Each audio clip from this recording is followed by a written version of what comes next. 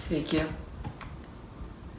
Turiu šiandien pakalbėti su jumis dar kartą ir dar kartą ir dar kartą apie tą moteriškąją energiją. Šiuo metu yra taip, šiuo metu taip darosi, kad valo mus būtent moteriškoji energija. Ir visos priežastys yra mūsų emociniam kūne. Visos sėkmės ir nesėkmės yra nuo to, kaip aš jaučiuosi. O jaučiuosi aiškina mūsų moteriškoji dalis. Tai nereiškia, kad moterys yra svarbesnės dabar.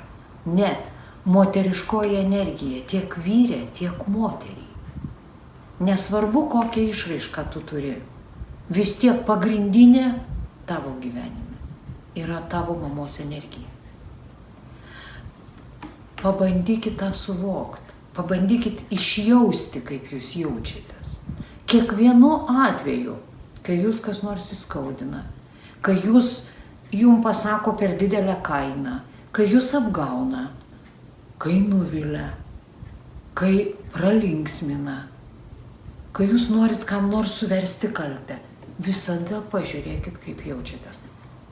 Tiesiog ugdykit sąmoningumą tai minutei. Tam momentui. Vat mane kažkas ištiko, aš noriu kažką užpulti. Kaip aš jaučiuosi, kodėl aš noriu užpulti? Kokia priežastis to? Ir tada jūs suprasit, kokia bus pasiekmė.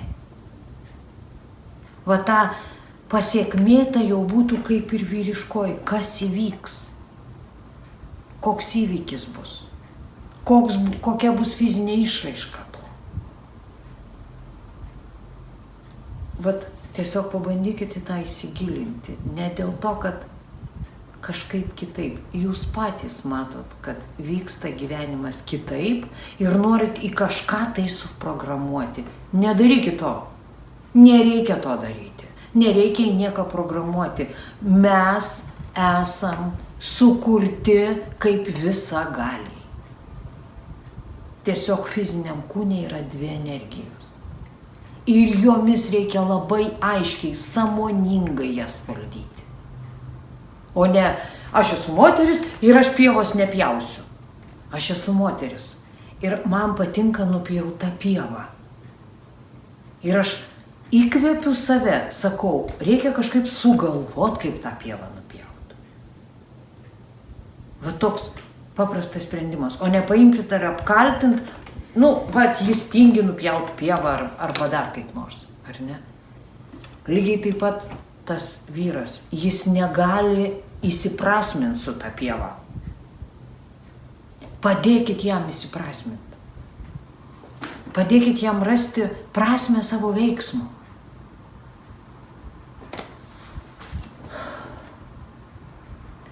Nėra tai, kad būtų labai sunku.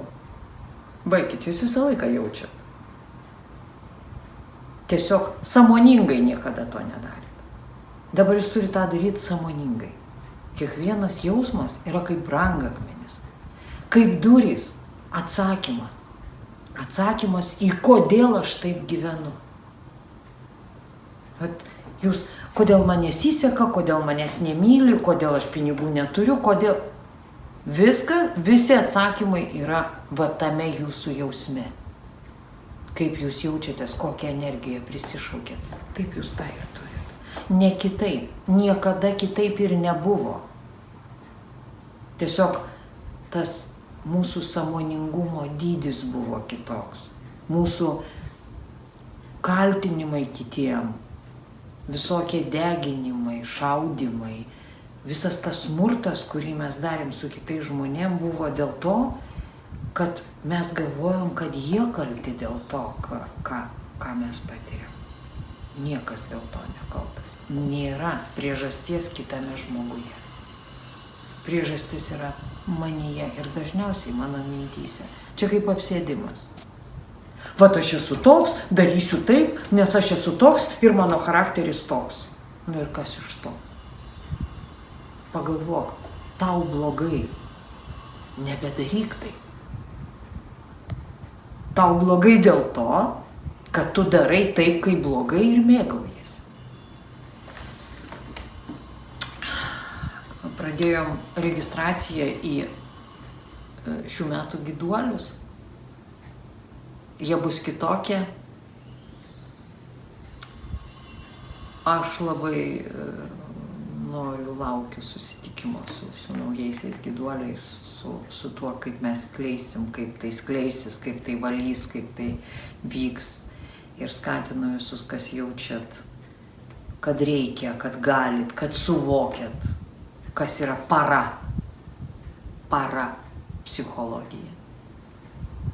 Kad jūs aiškiai suvokiat tą tokį žinojimą, tarsi jis atrodo visai šalia manęs kažkur, bet aš neužčiuopiu.